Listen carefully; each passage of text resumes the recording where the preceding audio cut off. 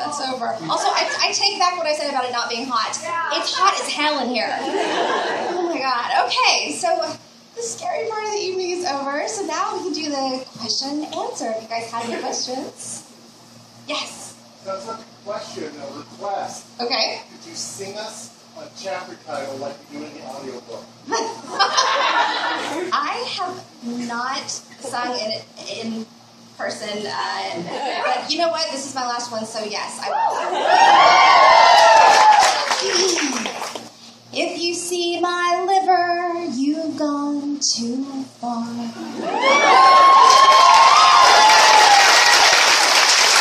Take it back. That was the scariest part of the evening.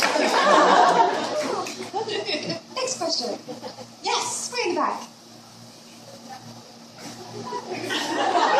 I have no idea what you said, but you're so pretty. She asked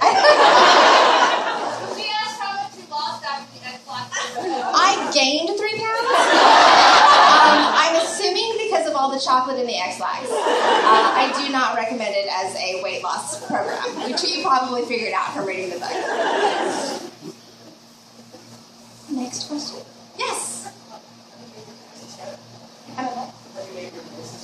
I have not yet named the Pegasus, but someone in, where was I? Phoenix, I think, came up with the suggestion Fliza Minnelli, which is sort of badass.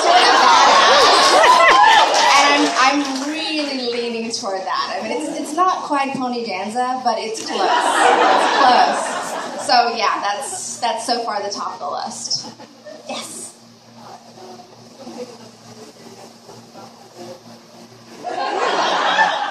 I could hear. Did you guys know I'm deaf?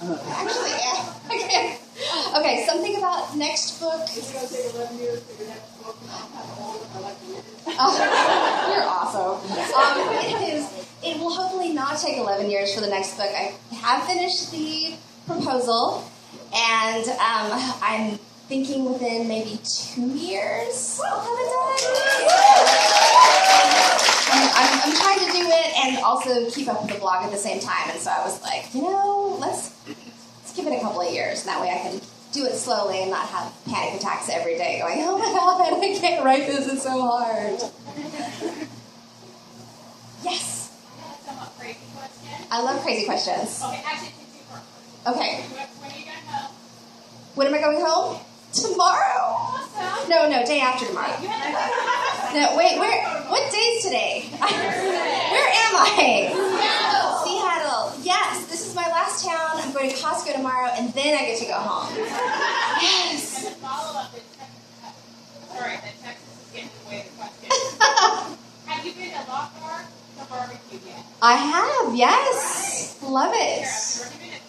Love it. Oh, no, love it. Love it. I've been all over Texas. Yes. Two-part question. What are you doing to occupy your time in Seattle? And have you been to the Yield shop yet? I don't know what that is, but it sounds awesome. They have mummies? Really? Real mummies? I can find a dead body? Field trip! Everyone running! We'll just do the signing over there. It'll be a flash mob. That'd be awesome. Okay, so yeah, I totally need to put that on my list of what to do tomorrow because I got super crazy homesick and I called Victor today and I was like, could you please come to Seattle? I'm so lonely. And so he got into the plane, so he's landing tonight so he can take me back home. Sweet. Deep down, he is a sweet guy. I know, Team Victor. I know. He's ruining everything. I'm like, come on, keep being an asshole. That's what sells. Yes. Do I let my dog ride a bicycle? If I had a dog, I would. Let your daughter read your book. Oh my God, no. Never in a million years would I let her read this book. Although I wrote it for her. Like I didn't write it for anyone else to read it. And I never thought anyone else would read it. But I wrote it so that when she grew up, she would be able to know all these family stories, and I take like lots of anti-anxiety drugs, and it kind of affects your memory a little. So I was like, I need to write this shit down now while my family's still alive to be like, yes, that actually did happen. So, and we still have the pictures and everything. So yeah, she will eventually, but I'm thinking maybe age 21, 22, or maybe I will just like rip out the drug chapter and be like, here you go. Because otherwise she's going to be like, really, Mom? You never did drugs? Awesome. What about this? Sorry. It was an accident. I fell on that acid. Yes. I'm a mental health therapist. I need you. I work a lot with people who have anxiety disorder or anxiety symptoms. One of the hardest things for them to be the first step, first coming over it. I'm wondering what advice you would give to someone in that position who isn't put in to take that first step. That's a really good question. Let's see. For me, I got to the point where I wasn't enjoying my life, and it felt like it was a burden to be alive, and so that's when I decided to see a therapist, which was really, really hard, and it was before I started blogging and before I had, kind of this community behind me. And I have to say, when I did it, I was really a little embarrassed about the whole thing. And because I didn't know anybody else who'd ever had anxiety disorder. I actually didn't know at the time that that's what it was. I just knew that there was something wrong with me. And it took a while before I finally found the right doctor who was like, oh, you have OCD, and you have depression, and you have ICD, and I was like, oh my God, I don't even know what this shit is. But the anxiety disorder was the one that really kind of weighed me down and kept me from doing anything. What I would say is that, first of all, seeking help is an amazing, wonderful thing, as long as you get on the right drugs and not the wrong ones that make you want to kill yourself, which is what happened to me. So I'm really not a very good, that was a terrible answer. Keep trying on the drugs. I would say that with help, you can make a huge difference in your life. I know the thing that's actually made the biggest difference to me has been kind of coming out of the mental illness closet and talking about it. I really felt like I was creating this false history on my blog by not talking about the fact that I would sometimes have weeks where I just couldn't get off the couch, or where I couldn't go to a grocery store or couldn't be around people. And I was so amazed when I finally did kind of come out about it. I thought, like, half the people are going to scatter and the other half are just going to be like, oh, that's weird, all right, see you later. And what I found instead were all of these people who came out and said, oh my God, me too. I thought I was the only one. What's been really amazing about that is that now all of these other people who have seen not really the blog, but who have seen the response of the thousands of people who have come out and said, I have the same thing, or I have this bipolar disorder, or I have self-harm issues, or I have this. There have been so many people who have been saved by that community, by looking and saying, oh my God, not only am I not alone, but I am so not alone.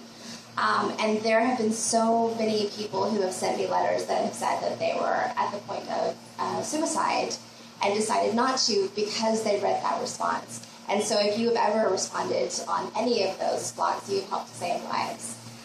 The other thing that I would say, and this is a little bit more for like further down the road, but it's been really helpful and it's a super easy thing to do. When I did the audiobook, I was terrified, and you could hear it in my voice, and so they kept saying, okay, let's start over again, and so it just kept getting worse, and every time my stomach would growl, they'd be like, we could hear that, and I was like, oh my God, I bet you can hear my thoughts in my mind, and I would just get more and more scared, and so I sent an email to Neil Gaiman, and I was like, I know you've done this before. What the hell? How do I do this? I'm so scared. I'm terrified. It's showing up on this. I have like 1 day left to finish this audiobook. How am I going to do this? And he wrote back a single sentence and just said, pretend you're good at it. And that was so brilliant and perfect. And as a matter of fact, I have it written on my arm because right before I came out here, I thought, I can't do this. And I wrote it on my arm and I was like, Yes, I can. I'll just pretend I'm good at it. And, You are. thank you.